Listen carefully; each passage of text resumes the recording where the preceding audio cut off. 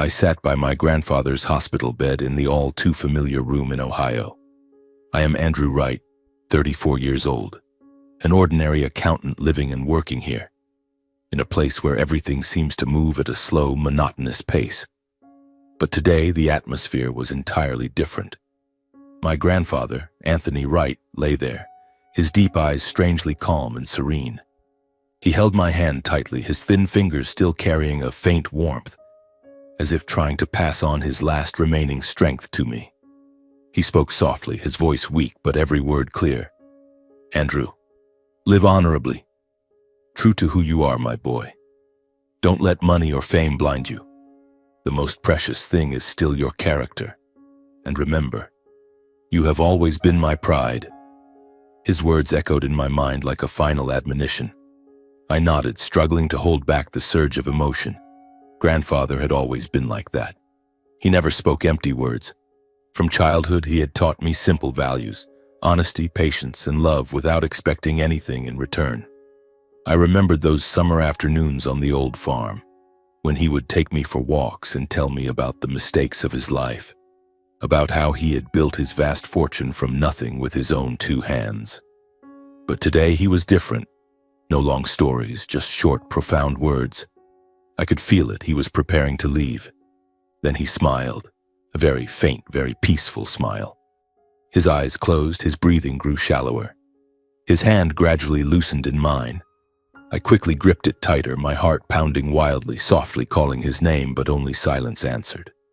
His breathing stopped completely, the hand in mine grew cold. I froze as if the entire world had come to a halt. I called him louder, my voice breaking, but there was only the steady beeping of the machines. The pain of loss crashed over me like a violent wave, sweeping everything away.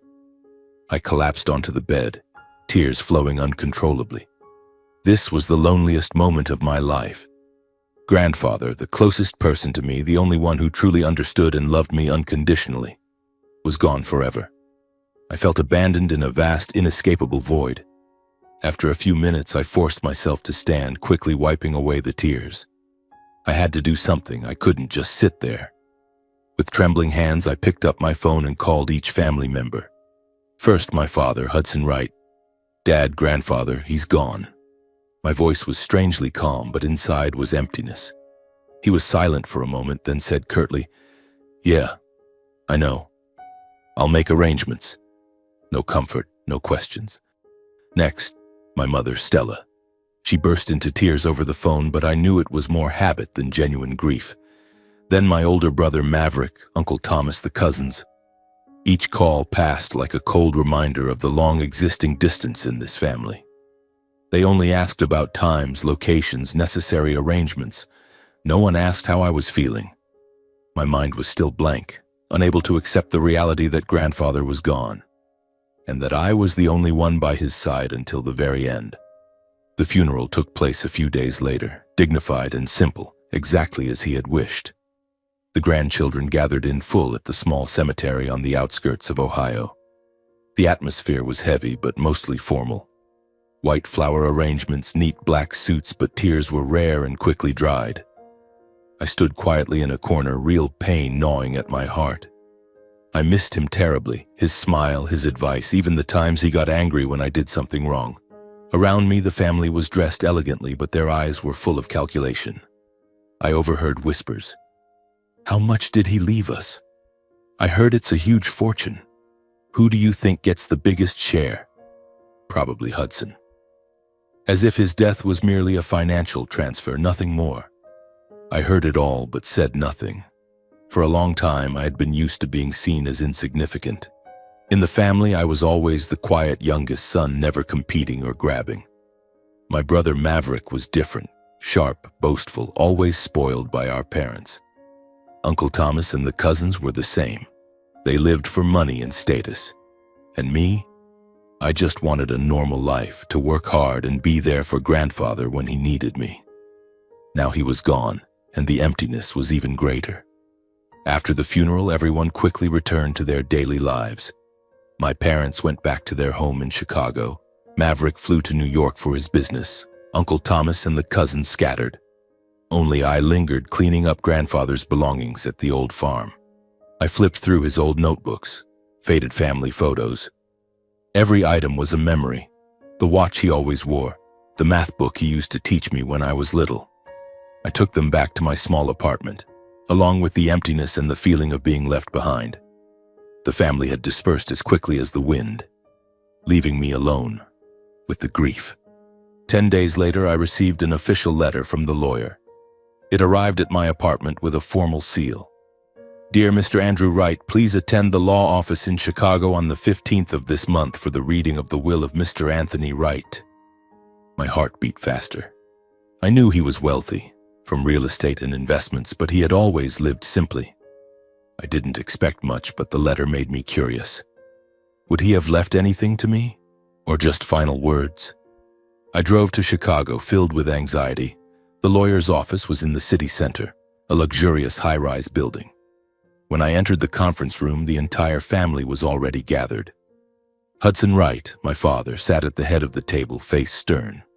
Stella Wright, my mother, sat beside him, eyes red, but I knew she was forcing it. Maverick sat next to Uncle Thomas, the cousins scattered around. I walked in and immediately faced looks of contempt mixed with pity, as if everyone had already guessed. Andrew wouldn't get anything. I greeted them quietly and took the last seat. Mr. Jenkins, the elderly lawyer with a stern face, began reading the will. When he announced that Hudson Wright and Thomas Wright would each receive $2 million, my father and uncle nodded, unable to hide their satisfaction. The room immediately filled with smugness, as if everything had gone exactly as they expected. Next, Mr. Maverick Wright and the other grandchildren each receive $1 million. Maverick grinned widely, slapping the cousins on the back. Whispers rose, full of excitement. My heart pounded, waiting for my turn. Would grandfather have remembered me? Or was I truly the extra one? For Mr. Andrew Wright, the lawyer continued, voice even and clear, according to the will, he inherits the sum of $10. The room fell silent for a moment. Then laughter erupted. I didn't need to look to know who started it. Maverick smirked first, turning toward me with undisguised mockery. One cousin sneered loudly enough for all to hear. That fits his place perfectly. Thomas shook his head, feigning a sigh, voice dripping with pity. Just $10? Grandfather was really straightforward. A few chuckles came from the other cousins. I saw Hudson, my father, lean back in his chair, arms crossed, eyes clearly satisfied, as if this result confirmed everything he'd ever thought about me. Stella glanced at me briefly, then turned away immediately, as if it had nothing to do with her. The whispers, the contemptuous and pitying looks mixed together. I sat there in the middle of the room, feeling like a living example of the failure they had always believed in. Lawyer Jenkins had to tap lightly on the table. His voice grew deeper and firmer. Please maintain order. He turned to the final page of the will and continued reading, each word slow and clear. Please note that, under a mandatory clause of the will, any individual who engages in litigation, complaints, or disputes regarding the distribution of the inherited assets will have their entire designated inheritance revoked. The atmosphere in the room changed instantly. The laughter stopped completely. I saw Maverick freeze, his smile stiffening on his lips. Thomas sat up straight, eyes flashing wariness. Hudson frowned, his crossed arms tightening slightly. Stella looked around, her face paling as she grasped the meaning of the clause. Lawyer Jenkins closed the file, voice still cold and decisive. This clause takes effect immediately upon the reading of the will. The room fell into heavy silence. No more laughter. No more mockery. And for the first time since the reading began, I realized that silence weighed far more than all the previous laughter. Hudson shook his head, feigning pity. This proves grandfather never valued you, Andrew. He didn't even leave you a small path. Maverick added, you cared for him all this time like a servant. In the end, it didn't change your place in the family. The cousins burst into loud laughter, joining in. I felt blood rush to my face, pain cutting like a knife. But I didn't argue, didn't defend myself. I silently took the $10 bill from the lawyer, stood up, and left the room in silence. carrying the family's contemptuous looks and a pain no one understood. On the drive back to Ohio, I drove through the rain, tears mixing with the rain on the windshield. Grandfather left me $10? Grandfather, why would you do this? I knew he wasn't cruel, but why like this? The story was just beginning and I felt a storm approaching. The rain poured down relentlessly, the sound of it pounding on the car roof only adding to the chaos in my mind. I drove mechanically, hands gripping the steering wheel tightly, trying to stay calm and keep from veering off the road. The mocking words from the lawyer's office still echoed, Maverick's loud laughter, Father Hudson's pitying gaze, and the shaking heads from the cousins. They thought I was a failure, nothing more than a servant. But Grandfather, he was never like that. He was a deep thinker, always with a reason for everything he did. Why $10? It wasn't an insult, I was certain of that. But the pain still tore at me, making me feel like an outsider in my own flesh and blood family. When I got back to my small apartment on the outskirts of Ohio, I pushed the door open and stepped in, soaked to the bone. The room was pitch dark, lit only by the streetlight filtering through the window. I collapsed onto the sofa without bothering to turn on the light, letting the darkness envelop me. The emptiness and exhaustion, both physical and mental, left me unwilling to do anything. The will reading replayed in my head like an unhealed scratch, cutting deeper and deeper, hurting endlessly. I pulled the $10 bill from my pocket, crumpling it, then smoothing it out again, as if that could erase the harsh reality. But no, it was still there, a worn, lifeless piece of paper currency. I knew Anthony, my grandfather, had never been shallow or impulsive. He was a seasoned businessman who built a financial empire from the 1960s onward. Yet he always lived simply, teaching us that money was merely a tool, not the goal. He wasn't the type to use money to insult others. That thought made it impossible for me to see the $10 as mere mockery. Perhaps it was a message, a test. I laughed at myself. It sounded like something from a movie. But Grandfather had once said, "Never underestimate small things, Andrew. They often hold great secrets." I carefully took out the bill and placed it under the table lamp, the only dim yellow light in the room. As an accountant, I was used to examining details closely, from figures on balance sheets to tiny clauses in contracts. I turned the bill over and over, checking every edge. At first, nothing seemed unusual. But then, under the light, I noticed a few numbers in the serial sequence had been subtly marked in red ink. Very faint and precise, almost invisible to the naked eye unless you looked closely. My heart beat faster. Those numbers, 4729, they stood out strangely, as if deliberately highlighted. Who did that? Grandfather? Or just coincidence? Memories suddenly returned, clear as yesterday. Grandfather had often said numbers have their own logic, and with enough patience they would tell their story. When I was little, he loved playing games with me, arranging numbers to decode, calculating to find patterns. "Numbers never lie, Andrew," he'd say. "They're more honest than people." Now, looking at the red-marked digits, a chill ran down my spine. This wasn't random. Grandfather was trying to tell me something, only me. I didn't fully understand his intent, but after trying to arrange and compare the marked numbers, I realized they weren't random. They formed a sequence, something like 4729-1856, like a code. Given it involved money and numbering systems, only one place came to mind that could explain it: the bank. The old bank where Grandfather had done business for years, First National Bank in downtown Ohio. He often talked about it, the place where he kept his assets and secrets. Could this $10 bill be the key?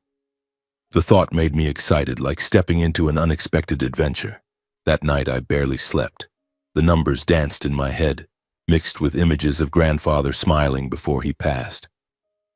The next morning I got up early, put on my cleanest clothes, and took the $10 bill along with my ID. On the way to the bank I was cautious but certain. The rain had stopped. The sky was clear like a good omen. I wondered, am I imagining this? Or is this truly the legacy he left me? The bank doors opened, the familiar smell of paper and money rushed in. I took a deep breath and approached the counter. "Hello, I need to speak to the manager about a personal matter," I said to the receptionist, trying to keep my voice steady. She looked at me suspiciously, but when I mentioned grandfather's name, Anthony Wright, her expression changed. "Mr. Wright, let me check. Please follow me." She led me to a private room where a middle-aged man, Mr. Smith, the manager, was waiting. I presented my ID and showed the $10 bill, explaining it was the only thing Anthony had left me after his death, and that it had unusual markings. "I think this might be a code," I explained, pointing to the red numbers. Mr. Smith took the bill and examined it closely under a magnifying glass. "Let me see. This $10 bill is quite interesting." He accessed the private archived records that Anthony Wright had sealed long ago. The computer beeped, and his face grew serious. "Mr. Wright left separate instructions," he said, voice lowering, "requiring the bank to proceed only when someone presents the correct evidence along with the verification sequence." My heart pounded wildly. This was real. After verification, the bank confirmed the red marked numbers on the $10 bill were the exact code. Grandfather had registered to access his personal safe deposit box, completely separate from the will, so no family member had any right to interfere or access it. "This is private property intended only for the holder of the code," Mr. Smith emphasized. I felt breathless with excitement. The mandatory identity verification took time. Fingerprint checks, signatures, even secret questions grandfather had set up. The standard waiting period was 24 hours, but Mr. Smith expedited it due to the clear records. "Mr. Wright prepared thoroughly," he said. Finally, a bank employee led me down to the private storage area, a cool basement filled with sturdy safes. Grandfather's box, number 4729, matching the code, opened with a creak. Before my eyes were 30 sealed gold bars gleaming under the light. Beside them were portfolios of blue-chip stocks from companies like Apple and Microsoft, government bonds, and other financial documents. The estimated total value was around $25 million. Mr. Smith whispered the figure, nearly making me stagger.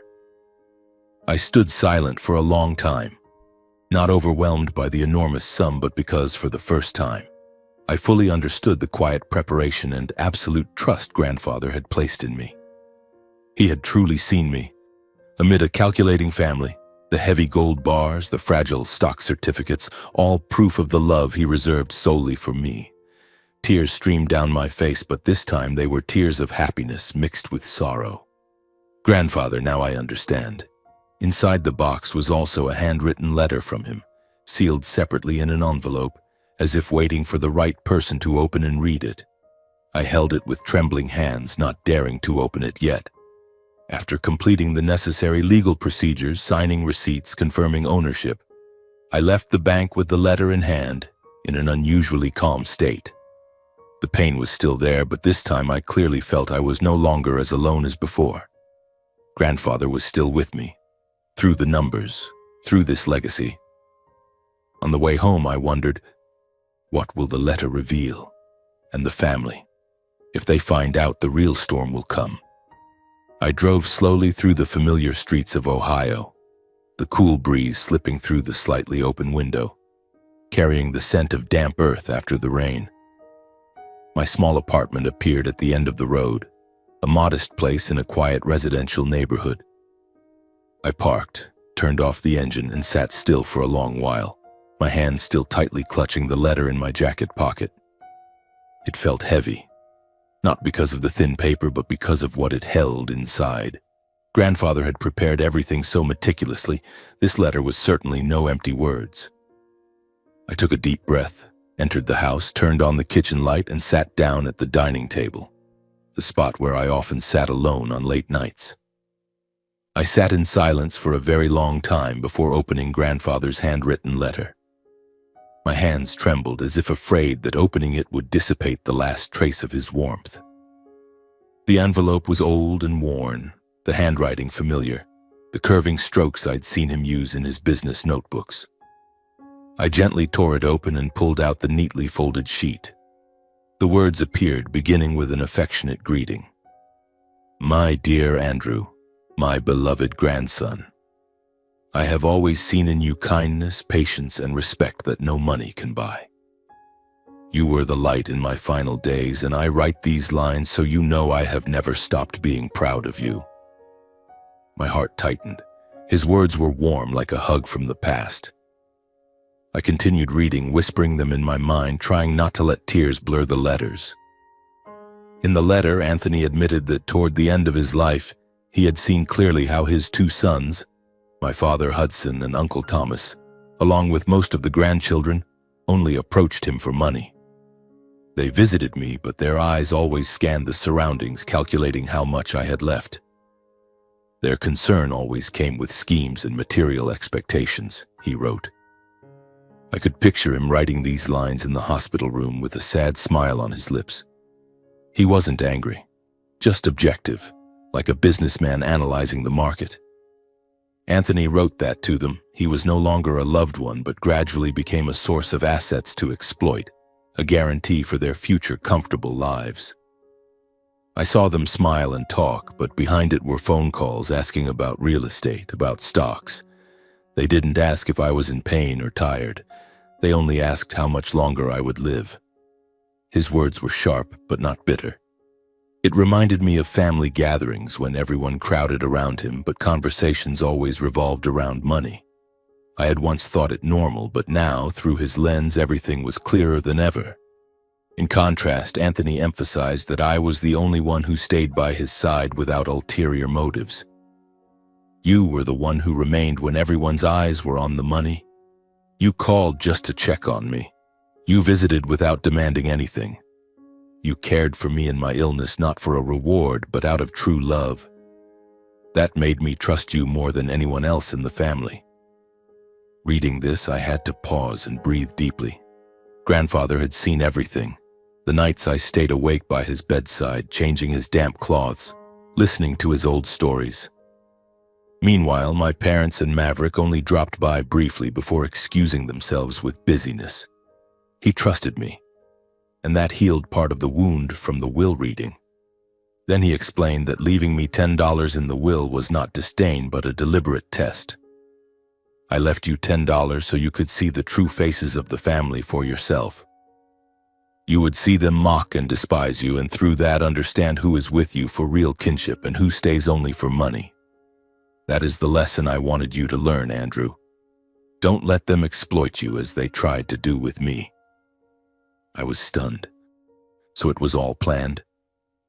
The $10 wasn't a joke, but a key to revealing the truth. He had predicted it all.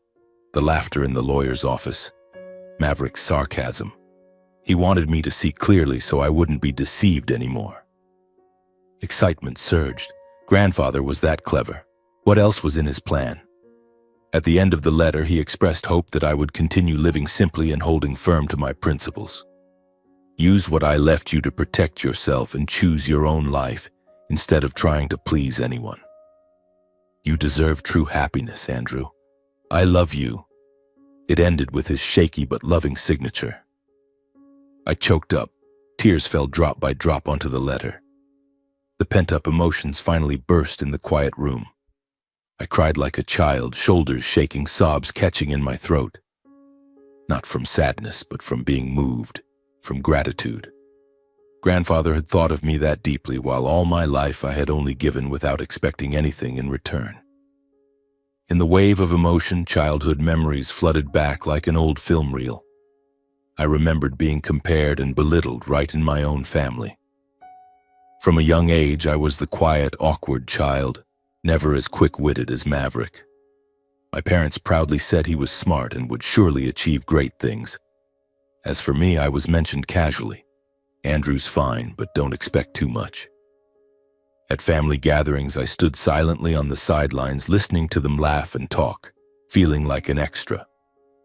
Only Grandfather noticed, pulling me close. Sit here with me, tell me what you learned at school today.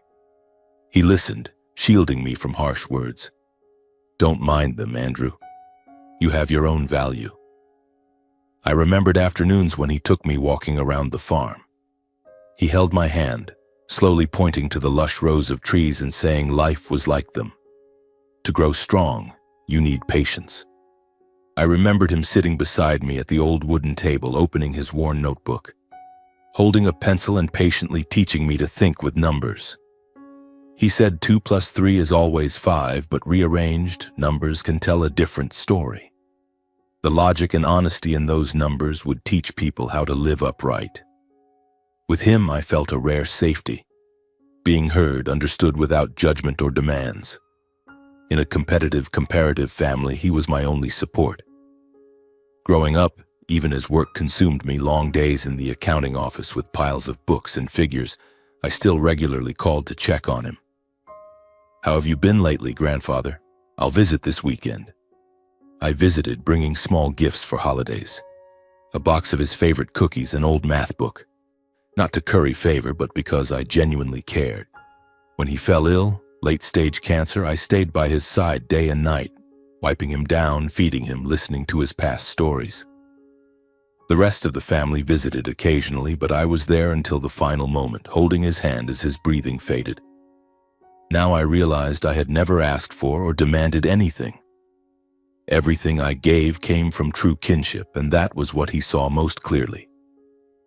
Back to reality, I wiped my tears and carefully folded the letter.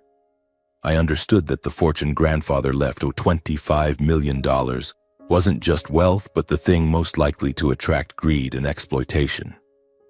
If I did nothing, it would become fuel for ambition, disputes, and new hurts that grandfather had tried to prevent from the start. He had built a barrier. I imagined them finding out. Maverick's greedy eyes, Father Hudson's persuasion. The storm was coming, and I had to prepare. The next day, I proactively hired a lawyer. I called a reputable firm in Chicago where grandfather had done business. "I need to set up asset protection," I told Lawyer Jenkins, the one who read the will.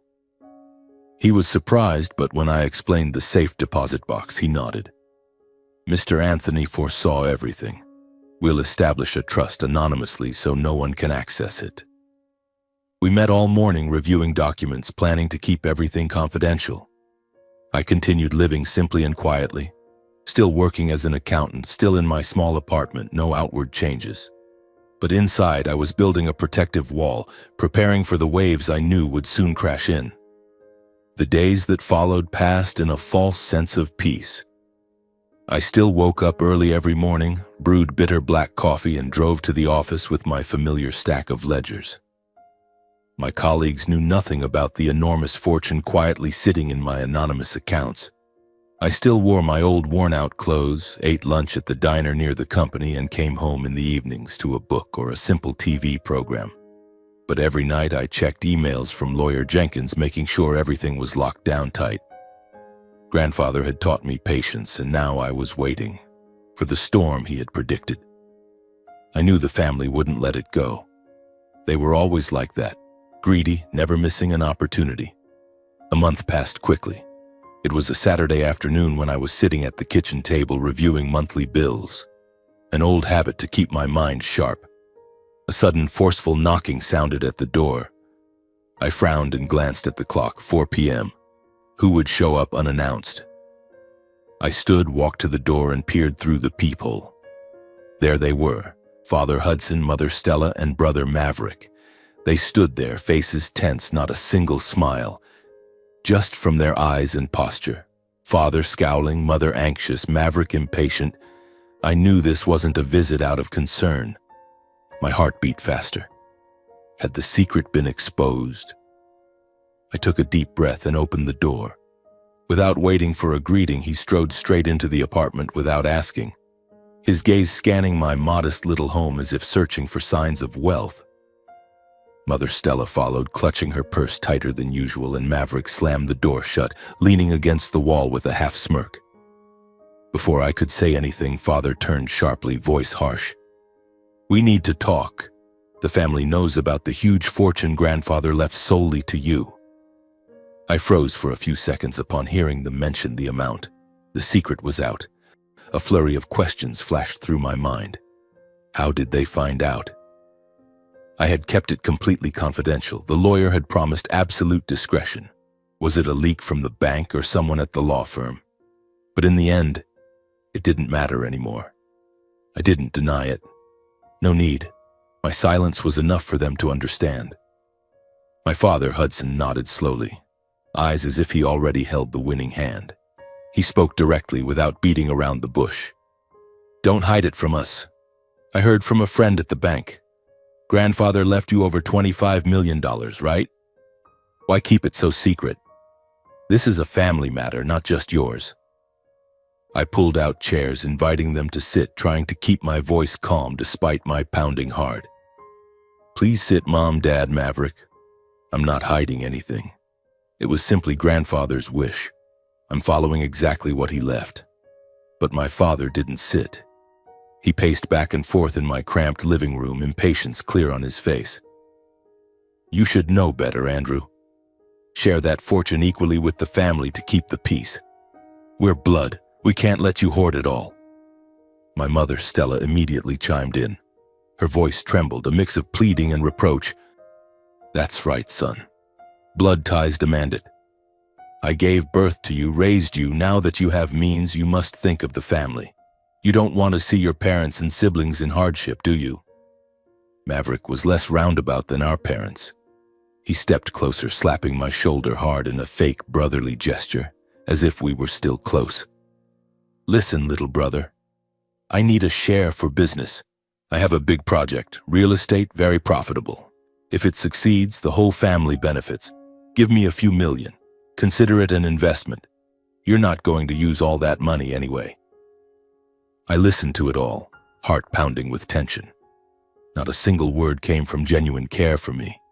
They hadn't come to check on me. They came for the money, exactly as Grandfather had seen through. I took a deep breath, keeping my voice calm but firm. I'm sorry, but no. This was property Grandfather prepared separately for me, completely apart from the will. I have no obligation to share, and I will respect his wishes. The atmosphere in the room shifted instantly. My father's face flushed red, his voice rising in anger. How dare you say that? Enough with the selfishness. You manipulated Grandfather when he was old and weak, sweet-talking him into leaving everything to you. You're betraying the family. He pointed directly at my face, shouting uncontrollably.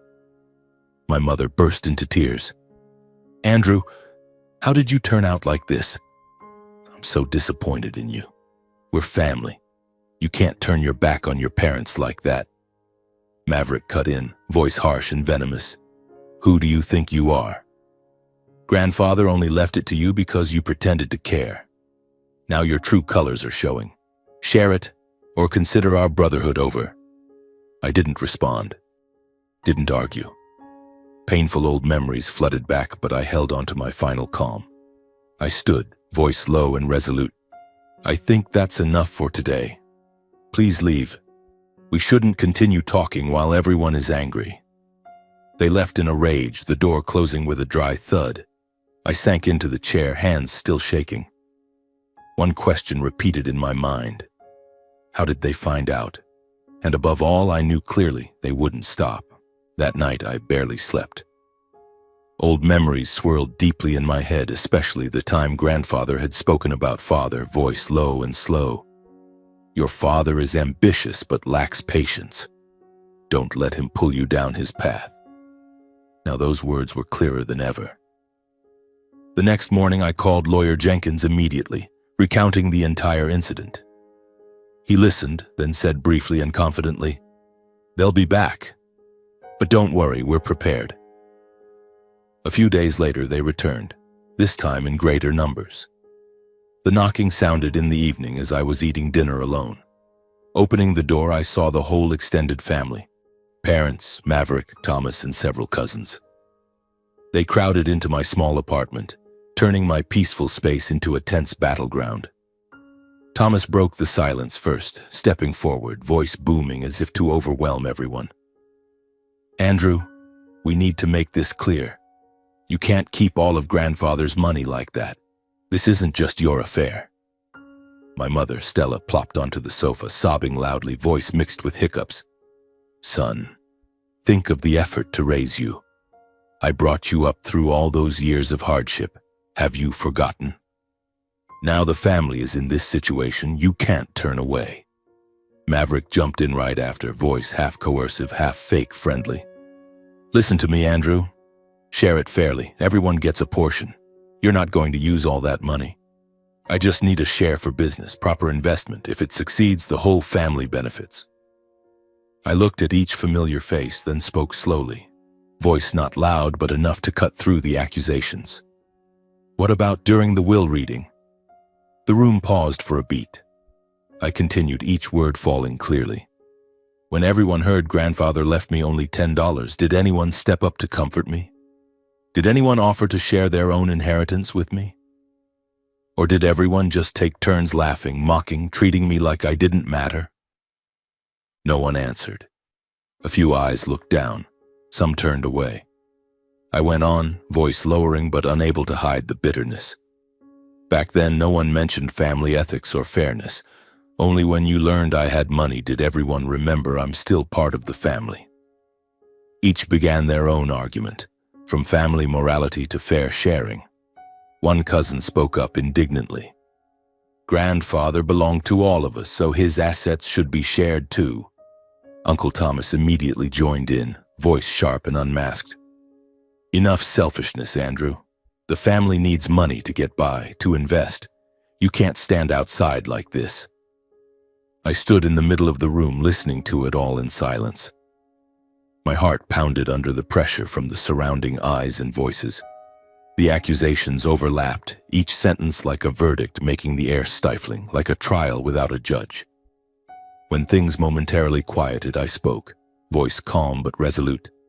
I respect everyone, but grandfather's decision deserves the same respect. This was his private wish, not something to divide or negotiate. In frustration, Uncle Thomas slammed his hand on the table, voice rising. If you refuse, I'll sue you. I'll demand fair inheritance rights for everyone. The room fell silent for a second. All eyes turned to me, waiting for my reaction. I smiled faintly, voice still even and cool. Go ahead and sue if you think that's the right way. I won't stop you, and I'm not afraid of it. I paused, then continued. But grandfather included a clause prohibiting lawsuits or disputes over the will. Anyone who violates it loses their entire designated share. Your $2 million, Uncle. Maverick's $1 million, everything. Shock was clear on every face. My father, Hudson, went pale, voice trembling with rage. How dare you talk to me like that? What do you think you're doing, Andrew? Maverick muttered, trying to sound tough but unable to hide his unease. That's just a bluff, right? A scare tactic to shut us up. There's no such clause. But deep down they knew I was telling the truth. The clause had been announced clearly. It couldn't be denied. Realizing they couldn't sway me and didn't dare risk losing what they already had, the group stood and left in anger, helplessness, and resentment. Uncle Thomas glared at me one last time. You'll regret this, Andrew. My mother sobbed. How did my son turn out like this? The door closed behind them, leaving the room in disarray and me alone, exhausted knowing that from that moment every bridge between me and my old family had truly collapsed. I understood they wouldn't give up easily. They would try other ways, perhaps persuasion, perhaps threats. I intensified work with the lawyer, reviewing all legal documents, the trust, anonymous accounts, protective clauses. Jenkins said, "We'll add another layer of security. They won't touch it." I prepared for late-night calls, rumors. The real storm was coming. In the days following that confrontation, I lived in a state of constant alertness. Every doorbell ring or unknown call made my heart beat faster. I imagined Maverick calling in the middle of the night, his voice slurred with alcohol as he persuaded, "Think it over, little brother, we're all family." Or Father Hudson sending a letter full of moral reproach. But strangely, nothing happened. Silence enveloped everything like the calm before a storm. I continued my accounting work, but my mind was always distracted. Grandfather had once said, "Silence is sometimes more dangerous than noise." And he was right. They no longer bothered me, but that silence cut deeper gradually. Time passed, and I decided to allocate a modest portion of the fortune to buy a smaller, well-equipped apartment. Nothing ostentatious. No luxurious villa or expensive car. I didn't want that. I found a house on the outskirts of Ohio with a small backyard garden and windows overlooking the woods. This might be a peaceful place, I told myself as I signed the contract. A private space, removed from prying eyes and unnecessary troubles. I moved in quietly without telling anyone. The first night I lay on the new bed listening to the wind rustling through the leaves, feeling as if grandfather was somewhere, smiling approvingly. My life became more stable materially. Everything was neat and quiet, suiting my personality. An accountant who liked precision and order. I bought essentials. A simple wooden table and chairs, a few novels for evening reading, and a better coffee maker. Money was no longer a burden. I could pay bills without worry, even investing part of it in safe funds. But that quietness also brought an indescribable void. At first I thought it was just habit from the old life, the cramped apartment, long nights alone. But gradually I realized it was loneliness. No family laughter, no calls checking in, even if fake. Just me with numbers on the screen and memories of grandfather. The family stopped bothering me from then on, and I actively avoided contact. On the surface, it was peace, no arguments, no pressure. But inside was the feeling of being severed from familiar roots. I had once thought family was the final refuge no matter what. Now I was like a branch cut off, drifting alone. On weekend evenings, I sat by the window watching the empty street, wondering, am I truly free or just isolated? Anxious, waiting for a call, yet fearful if it came. A wealthy life, but why so empty? In a rare moment of calling, perhaps sudden nostalgia, I dialed Father Hudson's number. It was his birthday, a date I still remembered from the old calendar. The phone rang a few times, then his voice came ice cold. Why are you calling me? I hesitated. Hello, Dad. It's your birthday. I'm calling to wish... But he cut me off, voice harsh. Wish what? How dare you still call? I've disowned you. You chose money over family. Don't call again. The call ended coldly, leaving no room for explanation. I held the phone, stunned as if slapped hard. Grandfather, how did things turn out like this? Tears streamed down, not from anger, but from pain. The pain of what was lost. Right after I realized I'd been removed from the family group chat. I opened the app and searched for Right Family, once full of reunion photos and holiday greetings, but it was gone, as if my existence had been erased with a simple action. I checked Maverick's friends list. I was blocked. That feeling was like a punch to the chest. I was no longer part of them. They had deleted me from their lives as easily as an old message. I sat there staring at the dark screen, heart full of emptiness. The initial anxiety turned into deep sadness. Holidays, birthdays, or important family events passed without my knowledge. Thanksgiving, I sat alone with a store-bought turkey dinner, wondering what they were doing.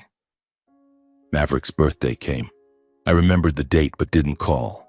Only by chance, scrolling social media, a rare habit, did I see photos and videos they posted. Parents smiling at the dinner table, Uncle Thomas raising a glass, cousins taking selfies. I wasn't in any of them. I realized I was completely outside, like a stranger peering through a window. Each time my heart ached. They're happy without me. Was I really that superfluous? Once at Christmas, the longing was too strong, so I drove to my parents' house in Chicago, bringing a small gift, the old watch from grandfather, hoping it would bridge the gap. Light snow fell. The festive atmosphere was everywhere, but my heart pounded like entering a tiger's den. I knocked. Mother Stella opened the door, her face changing. "What are you doing here?" Father Hudson shouted from inside. "Get out! You're no son of mine." Maverick pushed forward, smirking. Got rich and suddenly remember family. Too late. Harsh insults poured out like knife cuts. I stood there, snow falling on my shoulders, trying to explain. I just wanted to wish you Merry Christmas. but they shook their heads coldly and slammed the door. I left quietly, driving home in the dark, realizing that door had been shut tight long ago. Tears blurred the highway. I wondered, why do I still hope? Each time like that, I didn't feel anger, just a quiet void spreading in my heart, the sad feeling of realizing I had always been the extra one in my own flesh and blood family. I lay on the bed staring at the ceiling, letting memories slowly return. I remembered family dinners where I always sat at the end of the table, silently listening to them talk. Never asked for my opinion, no one waiting for me to speak. Only grandfather noticed, pulling me close. "Sit here with me, tell me what you learned at school today." He listened, shielding me from harsh words. "Don't mind them, Andrew. You have your own value." Now that he was gone, I felt like just a shadow, lost in a place that should have been mine. Material life was fuller than before, but that wealth couldn't fill the heartbreaking loneliness. I gradually avoided social media, avoiding any images or reminders of the old family, but the sadness still crept in, quietly clinging to me, especially on sleepless nights. The peak came on my wedding day. I met Sarah, a colleague in the accounting office, through late work sessions. She was gentle and understanding, with a warm smile that helped me forget the pain. We fell in love quietly and decided to marry after a year of dating. The wedding was small, only friends and Sarah's relatives. I sent invitations to my family, hoping for a miracle. But no one from my side showed up. One side of the church was empty. Sarah's relatives whispered, "Where's the groom's family?" I stood there in my suit, unable to hide the embarrassment and awkwardness. My face burned. I tried to smile, but my heart ached sharply. In the moment, the pastor asked, "Does anyone object to this marriage?" The room remained silent as per tradition. But to me, that silence meant something else. It wasn't consent. It was the void left by those who should have been there. I felt the absence painfully, as if my past was stripped bare before strangers sitting below. Parents didn't come. No message from Maverick. Uncle Thomas and the cousins completely vanished, as if they had never existed in my life. I looked at Sarah. Her eyes showed a bit of worry, a bit of pity, but still enough gentleness to give me strength. In that moment, I understood that even if the whole world turned away, I wasn't standing there alone. But fortunately, my wife, Sarah Wright, was a gentle and understanding woman. She didn't ask much, just quietly held my hand under the reception table, whispering, "From now on, you have me. We'll be okay." Her words were like medicine, easing the humiliation and loss. We danced under the dim lights, and for the first time, I felt I belonged somewhere. Still, sometimes when alone, when Sarah was asleep or I worked late, I couldn't avoid the pang when thinking of the old family. Things that could have been different if money hadn't interfered. I imagined another world, them at the wedding smiling, hugging me. But reality was harsh. I remembered grandfather. "You must choose your own life." And I was doing that. In the end, I gradually realized that some relationships cannot be saved by one-sided sacrifice. From then on, I set the past aside, focusing on building and protecting my small family. Sarah and I bought a slightly larger house, preparing for the future. I invested time in work, books, and her, the only place I truly belonged. The wealthy but lonely life gradually gave way to true peace. 2 years passed like a peaceful dream, without storms. That was the time I learned to live without looking back, without letting old ghosts haunt me. Sarah and I had settled into our new home, a cozy wooden house on the outskirts of Ohio, with a backyard large enough for a few flower beds and a small outdoor table and chairs. We didn't splurge. Everything remained simple, but now there was space for future plans. I still worked as an accountant, still sat with piles of ledgers and numbers every day, but now the job was no longer a burden. It was a joy, a way to keep my mind sharp, as grandfather had taught me. Sarah worked part-time at the nearby library, and in the evenings we cooked together, read books, or simply sat side by side listening to the wind rustling through the leaves. Life was so peaceful that sometimes I wondered, is this reality? or just the calm before the storm. Then that day came, the day Sarah gave birth to our son. It was a spring morning when cherry blossoms were starting to bloom outside the hospital window. Sarah gripped my hand tightly in the delivery room, her face pale from pain but her smile still resilient. When the cry rang out, the world around us seemed to stop. The tiny boy with pink skin and closed eyes, we named him Lucian, meaning light, because he was the ray of light guiding us through the dark years. The day we welcomed him was quiet, just the three of us in the hospital room with the doctor and nurses smiling congratulations. No one from the old family showed up. No calls, no messages, no flowers. I had sent announcements, an old habit hard to break, but expected nothing. And indeed, they didn't come. But this time, I no longer waited or felt disappointed. All my attention and love were devoted entirely to the little angel in my arms and the woman who had walked with me through the hardest days. I held Lucian gently, feeling the fragile warmth from his tiny body, then looked at Sarah, her tired but gentle smile still lingering on her face. In that moment, I knew I had chosen correctly. The old family was just the past. Here, Sarah and Lucian, was the present and future I wanted to protect. On the drive home with the baby, I drove slower than usual, occasionally glancing at Lucian sleeping peacefully in the car seat, my heart filled with a mix of excitement and determination. I promised myself I would be a strong enough father so my son would never endure the hurts I had experienced. The old storm seemed to have receded far behind, but deep down, I knew life would never be completely calm. And this time, I was ready to face it, no longer alone as before. My life gradually settled into a peaceful rhythm. Every morning I woke early, brewed coffee for Sarah, then hugged Lucian before leaving for work on time. The accounting office was still the same, piles of papers, logical numbers. But now I came home earlier, eager for evenings gathered with wife and son. We ate simple but fulfilling meals.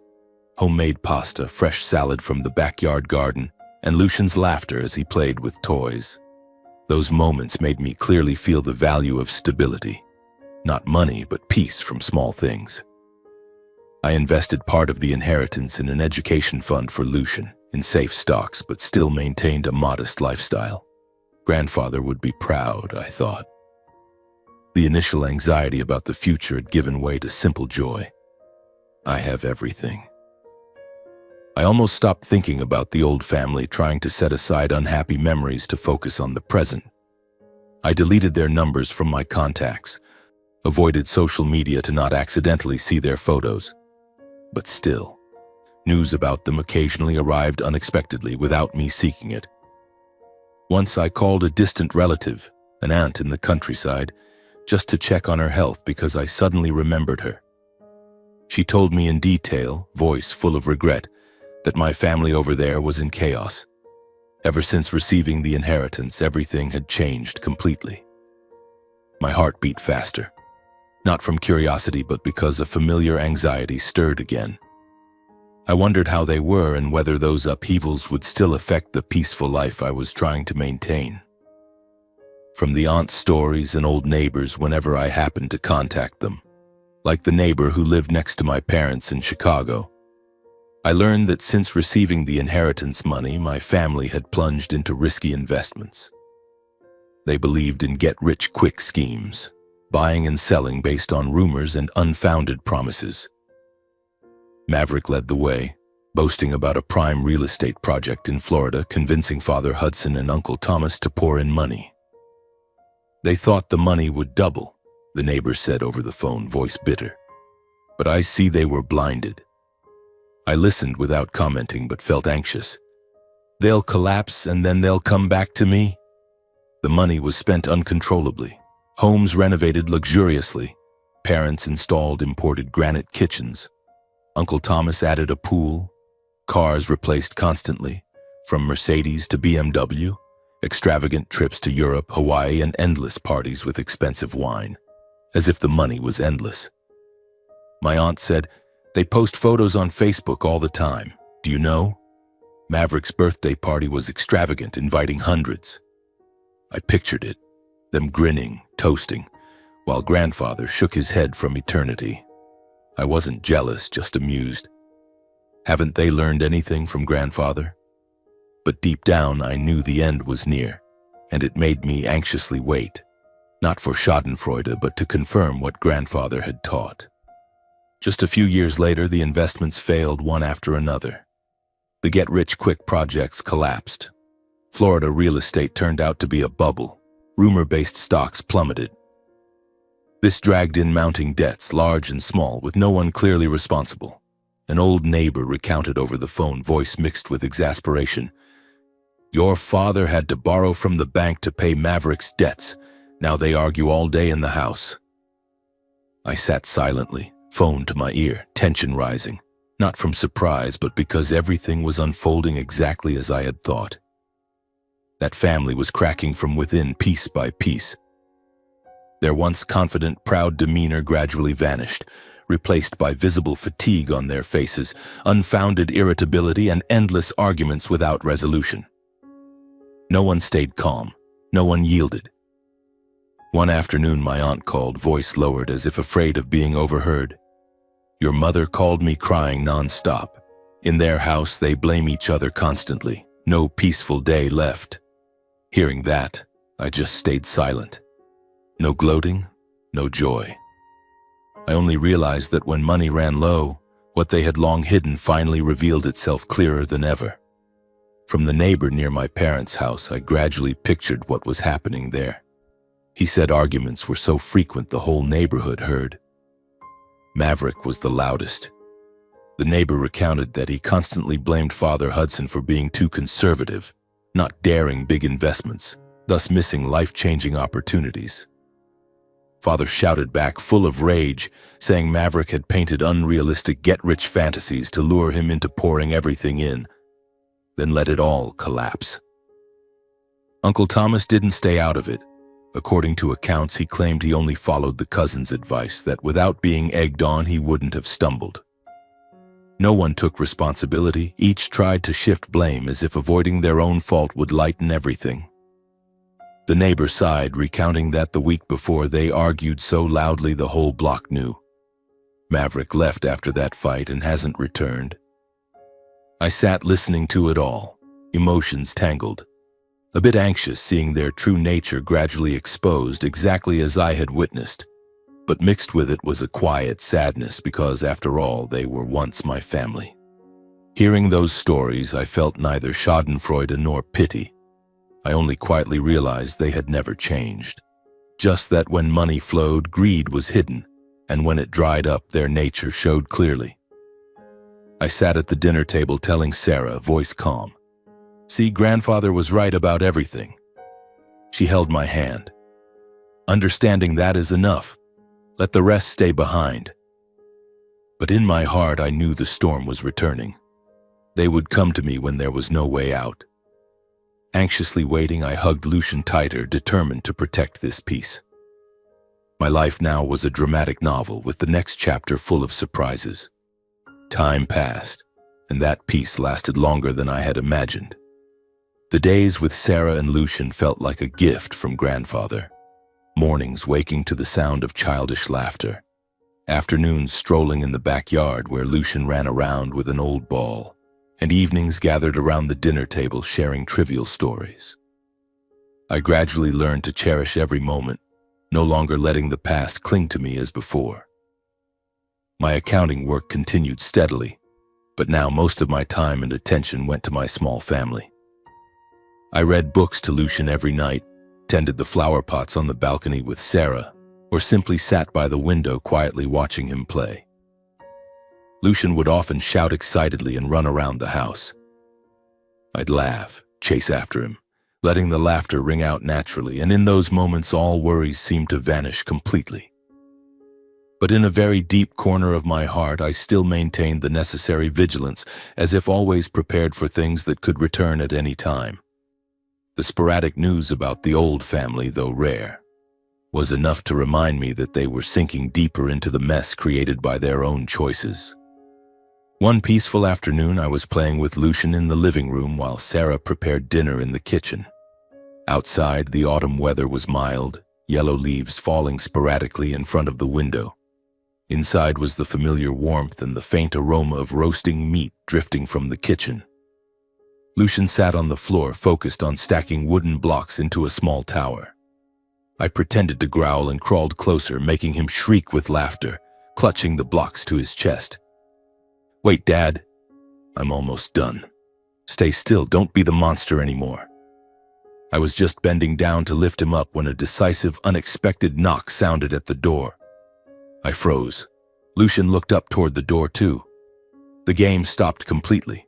The room suddenly went quiet for a moment, only the steady knocking echoing from outside.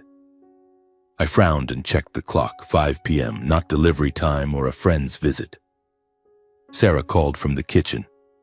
"Honey, who's at the door?" I stood up, a bad premonition rising. "I don't know, let me check." My heart beat faster, anxious as if sensing the final storm had arrived. I opened the door and there they were. The entire extended family, Father Hudson, Mother Stella, Brother Maverick, Uncle Thomas, and a few cousins. They crowded on the porch, dressed neatly but faces clearly weary.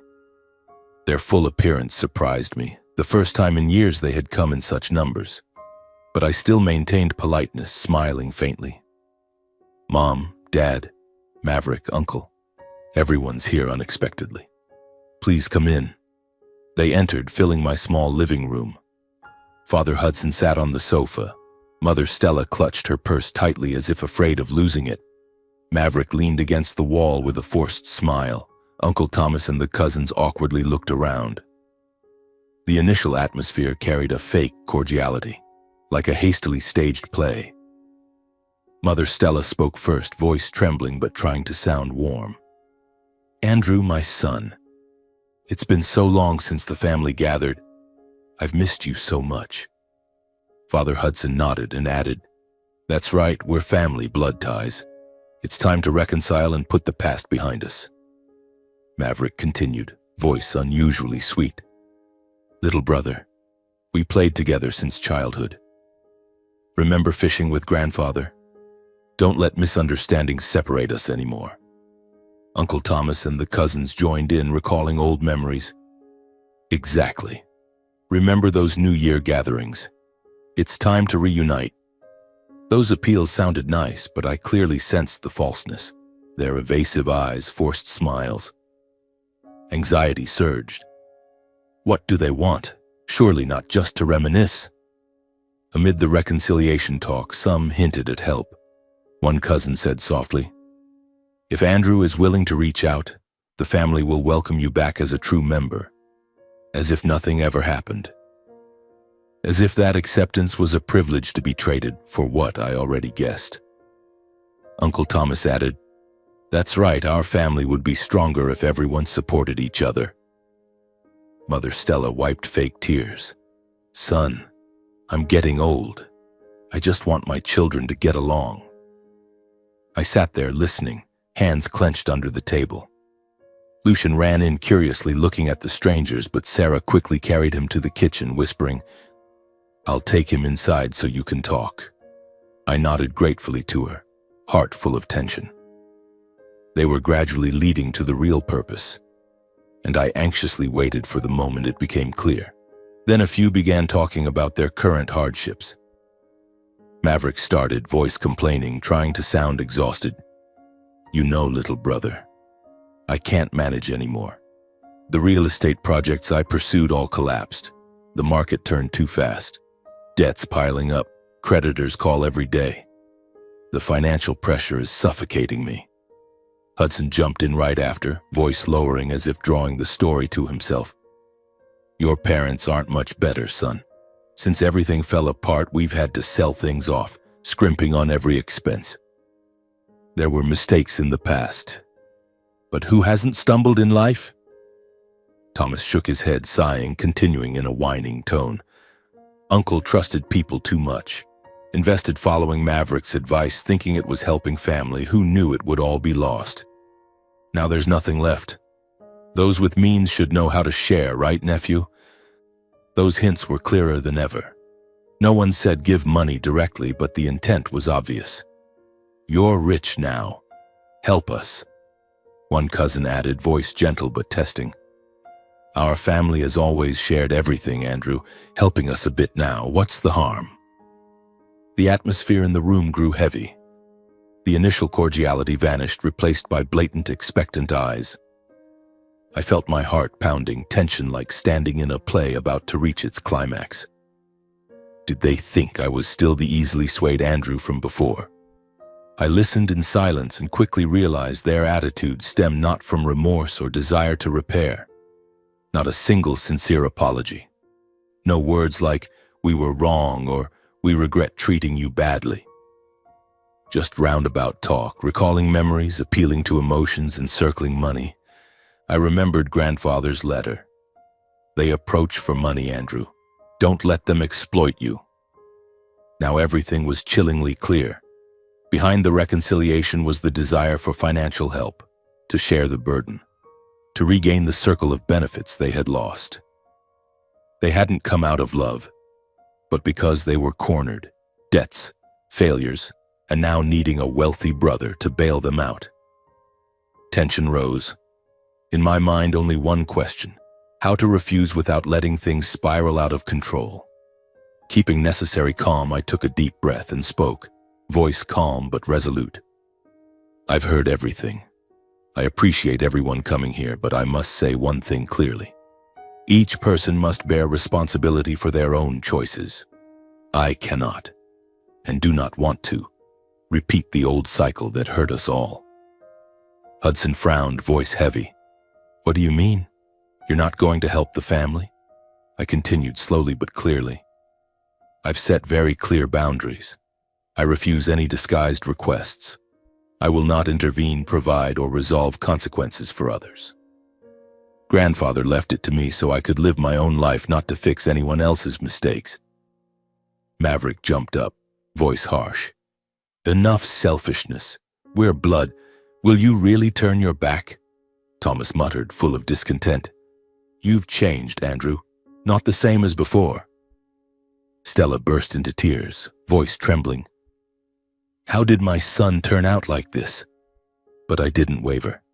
I just shook my head, voice lowering. I'm sorry, but my answer is still no. Please leave. The extended family left in a heavy mood, mixed with disappointment, frustration, and unwillingness. Maverick glared at me one last time. You'll regret this. Hudson shook his head, voice cold. I have no son like you. The door closed, leaving a stifling atmosphere. Sarah came out from the kitchen, wrapping her arms around me, asking softly, Are you okay? I know this isn't easy, but you're not facing it alone.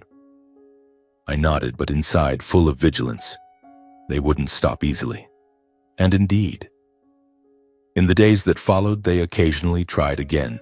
Sometimes Stella called crying, Son, just help Mom a little. I don't know who else to turn to. Sometimes Maverick texted, Just a temporary loan I promise to pay back as soon as I turn things around. Thomas even stopped by once, bringing an old photo as a gift, then quickly revealed his cards. Help Uncle pay this debt just once, for family ties. But the frequency gradually decreased as they realized my firmness wouldn't change. I only replied briefly, the same each time. No, I'm sorry, but I've made it very clear. I can't do that. No arguing. No long explanations. I understood that silence and clear boundaries were the strongest answer. I continued maintaining distance. No arguing, no explaining, no helping. I knew that if I yielded even once, even a small amount, all the boundaries I had built would collapse instantly, dragging in the hurts it had taken me years to escape. In the days following that extended family visit, I lived in a state of heightened alertness, like a soldier guarding a fortress. Every phone ring made my heart skip a beat. Every unknown message prompted careful scrutiny. Sarah noticed the tension. She often hugged me from behind, whispering, You didn't do anything wrong. You're just protecting what's yours. Everything will be okay. Lucian, now a bit older, ran around the house with carefree laughter, and his giggles were the medicine that kept me steady. I focused on my accounting work, on afternoons teaching Lucian to stack wooden blocks, on late evenings reading with Sarah. That peaceful life was the fruit of years of perseverance, and I wouldn't let anyone destroy it. But deep down, I knew they hadn't given up. They were just waiting for the right moment, and that moment would come when they were truly desperate. One day, while focused on work at the office, I unexpectedly received a call from Stella, my mother. She hadn't initiated contact in years, so the mere fact was enough to stun me. The familiar but distant number appeared on the screen, and I had to pause, staring for several seconds before deciding to answer. I took a deep breath and pressed accept. Her voice came through the line, broken and panicked, unlike previous times. "Andrew, Mom doesn't know what to do anymore." She burst into sobs, the choking sounds making me sit up straight, heart filled with anxiety. This wasn't the fake tone from before. This was real desperation. I tried to stay calm. "Mom, calm down. What happened?" In her halting voice, Stella recounted that Maverick had deceived our parents. He had convinced them to pour in their entire remaining savings, the little money left after previous failed investments, and mortgage their only house for a project he had dreamed up. "He said it was a golden opportunity, son," she said, voice trembling. "High profits, a quick turnaround. He promised everything, paying off old debts and giving your parents a comfortable life." I listened, gripping my pencil so tightly it snapped, picturing the scene. Maverick with his sly smile, painting pictures of a prime real estate project in Nevada promising fourfold returns. My parents, after years of losses, had blindly trusted their eldest son, the one they had always favored. I recalled Maverick boasting about business ideas and Father Hudson always nodding. My son is talented. Now everything had collapsed. She continued, voice growing weaker. "We believed him, Andrew. This was our last chance to recover after years of failure. We didn't doubt, didn't check anything, just placed full trust in Maverick."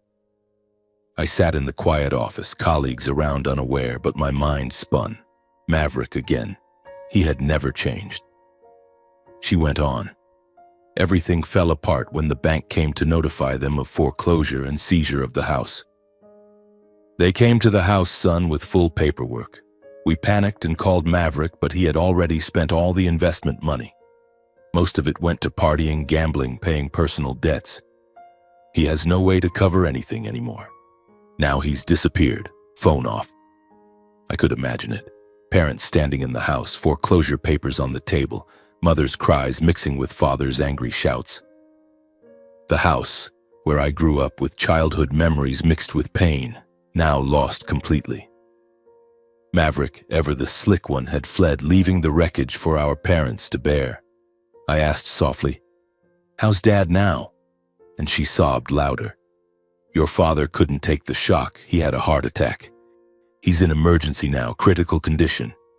In panic and desperation, Stella had no one else to cling to and finally had to call me, the son she had once outright disowned. She said through tears, "I know I was wrong, son, but now there's only you." Her words cut into my heart like a knife. Though I had long severed emotional ties and set boundaries, I still couldn't completely ignore it. Inside me was a tug of war between memories of hurt, the scoldings, the disownment, the contemptuous looks, and the reality that the man on the hospital bed was still my father. I recalled the moment he disowned me over the phone, voice ice cold, and that pain remained raw. But he was still my father, the one who gave me life even if he had never truly understood me. I wondered, can I turn away? Or is this the final test? Anxious and conflicted, I ended the call after promising, "I'll come to the hospital to see." I left work early and drove to the hospital in Chicago, a several-hour journey, but my mind spun the whole way. Memories flooded back. Times father favored Maverick, overlooking me.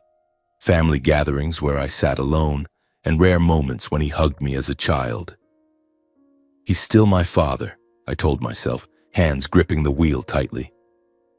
By the time I arrived, it was dark. The hospital lights were cold and glaring. I entered the ICU, There lay Hudson, face gaunt, surrounded by beeping machines. He looked older than ever, skin ashen, eyes closed. In the hallway outside, Stella sat slumped, crying alone, hair disheveled. When she saw me, she jumped up, rushed over, and hugged me tightly, sobbing, "Andrew, you came. I know we were wrong. Please save your father. I don't know who else to turn to." Her words echoed, full of belated regret, but I didn't respond with reproach. Though the old pain remained like an unhealed scar, I still stepped in to cover all medical costs. I called Lawyer Jenkins, arranged transfers to the hospital, ensuring father received full treatment, the best doctors, a private room, necessary medications. "I'll cover Dad's medical bills," I told Mother, voice calm. She burst into tears, clutching my hand as if afraid I'd leave, voice trembling. "Thank you, son, even though I know we don't deserve you doing this." I didn't reply, just nodded, heart torn. Anxiously awaiting results, I sat by Father's bed, watching his weak breathing, wondering, why does everything always reach this point? The doctor said the condition was critical, but timely intervention pulled him through. I stayed at the hospital a few hours, arranging everything, then returned home to Sarah and Lucian, heart heavy. In the weeks that followed, Hudson's health gradually stabilized. He regained consciousness, still weak but past the crisis. I visited occasionally, not often, just enough to stay informed. I covered essential needs like food, medications, even hiring temporary caregivers when necessary. Everything I did stayed at the necessary level. I maintained clear distance, no hugs, no prolonged conversations. It wasn't coldness, it was the boundary I had learned to set to protect myself. My parents began showing regret, for the first time admitting past mistakes. Father lying in the hospital bed, voice weak but clear. "Your mother and I favored Maverick too much, son. We misplaced our trust and overlooked you without realizing." Stella burst into tears, unable to hold them back. "I'm sorry for turning my back on you, for leaving you alone so long. I was wrong." Those words sounded sincere, but I quietly recognized a bitter truth. Regret only appeared when everything was lost. When the house was gone, money depleted, and they had no other way out. Compassion didn't mean returning to the old ways. I pitied them but didn't fully forgive. Anxious about the future, I wondered, have they truly changed? Or is it just temporary? I kept my distance, protecting my small family, knowing the real tragedy wasn't over yet. In the weeks after Father Hudson was hospitalized, I maintained my familiar routine. Waking early to brew coffee, dropping Lucian off at daycare, then diving into the piles of ledgers at the accounting office. Sarah was always by my side, encouraging me with warm hugs and whispers. "You're doing the right thing, but don't let them pull you back in." I nodded, but my heart was full of conflict. Each time I visited the hospital, I saw Father weaker, Mother Stella gaunt with red-rimmed eyes. They spoke of Maverick with voices full of disappointment. "He abandoned us, Andrew. We were wrong to trust him." Their words softened my heart, even though I knew it might just be surface level. I questioned it every night, lying beside Sarah, staring at the dark ceiling. Anxiously waiting, I felt like I was standing on the edge. One wrong step and everything could collapse. The day Hudson was discharged, I realized my parents had nowhere to go. They left the hospital, but their old house had been foreclosed, belongings sold off, and they had no friends or relatives willing to help. Mother Stella called me, voice trembling. "Son, we don't know where to go anymore."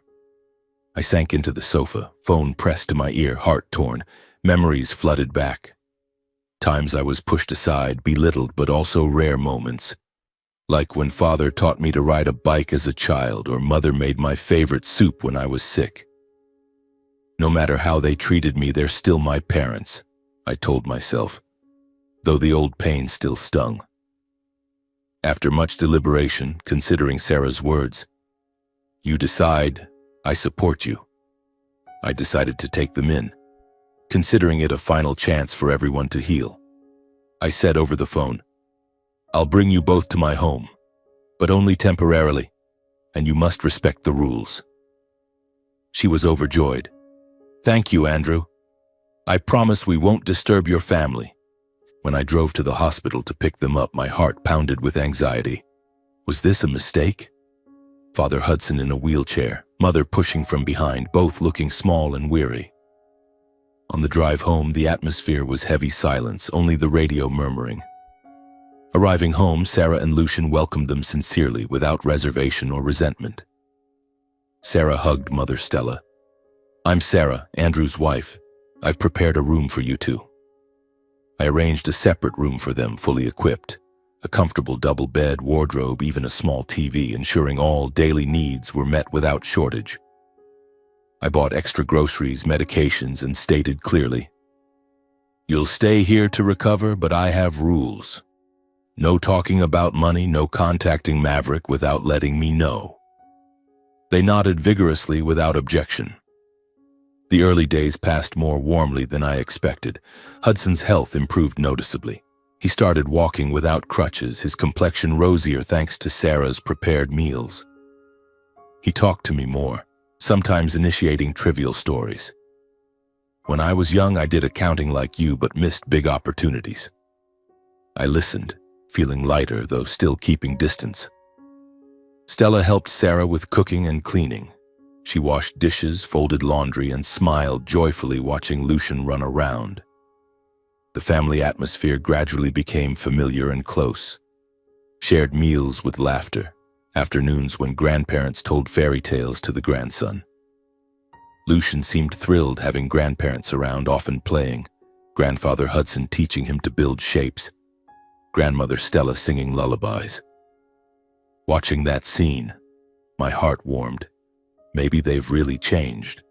I began thinking my decision to open up this time was right, that the recent events, losing the house, the heart attack, desperation, were big enough to change my parents. Initial anxiety gave way to hope. Our family can heal. But that peace soon showed cracks. One day, Sarah told me in bed, voice low so no one heard, "Today I accidentally saw your mother meeting Maverick near the gate. She gave him something, looked like money, then hurried back inside when she spotted me from afar." I was surprised and confused, sitting up abruptly. "Are you sure it was them?" Sarah nodded. I saw clearly. Maverick was standing outside the gate, looking sneaky. My heart pounded harder, anxiety surging. Maverick, the one who vanished after scamming them. Why appear? And why hide it from me? I recalled their promise. No contacting him. Doubt arose, but I didn't confront immediately. Just observed. From then on, my parents began constantly approaching me with various unexpected expenses. Sometimes additional medical bills, other times medications, health supplements. Then old debts resurfaced with urgent reasons. At first, the requests were sporadic, but gradually became more frequent, from occasional to weekly, as if it had become a hard-to-break habit. I still agreed to help, transferring money via accounts, but doubt grew inside. The requests no longer seemed necessary or reasonable as before. Medical bills already covered, medications excessive, old debts vague. I wondered, what are they using the money for? For Maverick? Anxiously waiting, I began discreetly monitoring, checking bills, observing behavior. The home atmosphere remained outwardly warm, but I felt like walking a tightrope. One misstep, everything collapses. One day I finished work early and returned home unannounced. A new habit for checking. The house was quiet, no sign of parents in the living room. Thinking they were resting, I headed toward their bedroom. Light footsteps on the wooden floor, but as I neared the door, I froze, hearing whispers. Father Hudson's voice. "We need to find a way to get more money from Andrew. Maverick is pressing too hard." Mother Stella replied, "Yes, last time we gave him $500, but he said it wasn't enough to pay debts. What excuse now?" The words were fragmented, but enough for me to understand. They needed more money from me to give Maverick for debts, and were devising more ways because he kept pressuring. I stood frozen outside the door, blood rushing to my face. So all the previous requests weren't for essentials, but to continue enabling Maverick, the scammer who abandoned them. They still favored him, even after he nearly killed Father, even after losing everything.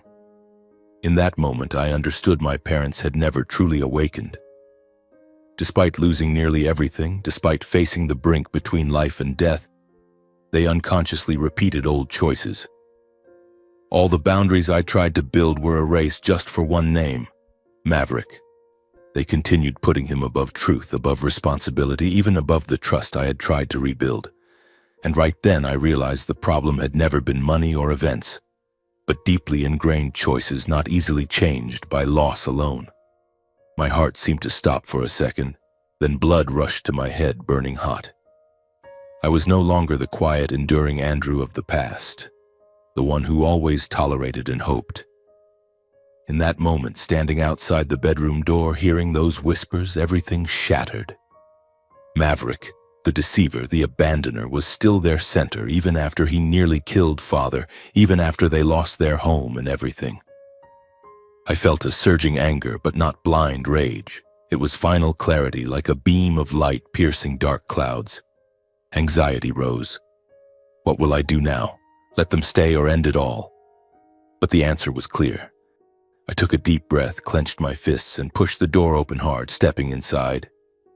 My parents' faces went pale when they realized I had been there and heard everything. Father Hudson sat on the bed, holding his phone, probably texting Maverick, his face ashen, stammering, "Andrew, why are you home early today?" Mother Stella stood up, hand over her mouth, eyes wide in panic. "Son, it's not what you think. We were just—" But her words choked off when she saw my eyes. The air in the room suddenly grew heavy, like a bomb about to explode. I stood there in the room I had arranged for them with so much hope, now only witnessing the final betrayal. Memories flooded back. Times I was sidelined for Maverick, the mockery at the will reading, and the recent warm weeks, all now a bitter joke. Anxiety turned to resolve. I thought, enough. It can't continue. I didn't explain, didn't question, didn't let emotions lead. Calm but resolute, I demanded they pack their things and leave immediately. My voice was cold, without tremor. "Pack up. I'll call a taxi to take you to a motel. Right now." Father Hudson jumped up, face flushed red. "You dare kick us out? After everything you've done?" Mother Stella burst into tears, kneeling to grasp my hand. "Son, please don't. We just wanted to help Maverick. He's your brother." I shook my head, slowly pulling my hand from her grip. I said, voice low but firm, "There are no more chances. I gave you the final one, and you betrayed it." Realizing everything was fully exposed, my parents panicked. Mother Stella collapsed into the chair, sobbing, "I beg you, I promise for real. We'll cut off Maverick. I won't contact him anymore. Give me one more chance. I'll do it right this time." She clutched my sleeve, tears falling endlessly, eyes full of fear. "Your parents have no one else to rely on but you." Father Hudson quickly added, voice hoarse, pleading yet desperate. "I know I was wrong, Andrew. I admit everything. But you can't throw your parents out like this. We're still family." Those words came rapidly, full of desperation, but this time they no longer touched me. I had heard too many such promises. In the hospital, during money requests, in moments they needed me most, and every time things returned to the old ways. The initial anxiety vanished, replaced by clear coldness. I knew one thing for sure. They wouldn't change, and if I didn't end this now, the cycle would never stop. I stood straight, voice slow, but leaving no room for negotiation. "I'll say it once more, pack and leave today." Mother Stella sobbed louder, shaking her head. "No, you can't. I beg you." I looked straight at her, saying each word clearly. "If you don't leave now, I'll call the police." The room went silent. I continued, voice even, not loud, but enough for them to know I wasn't bluffing. "I don't want it to go that far, but I will if necessary. You have 30 minutes. My words cut off their last hope like a knife. Father Hudson muttered curses in fury, but then turned to pack. Mother Stella cried throughout, hands trembling as she stuffed clothes into bags, the items I had bought for them when I still thought things could be different.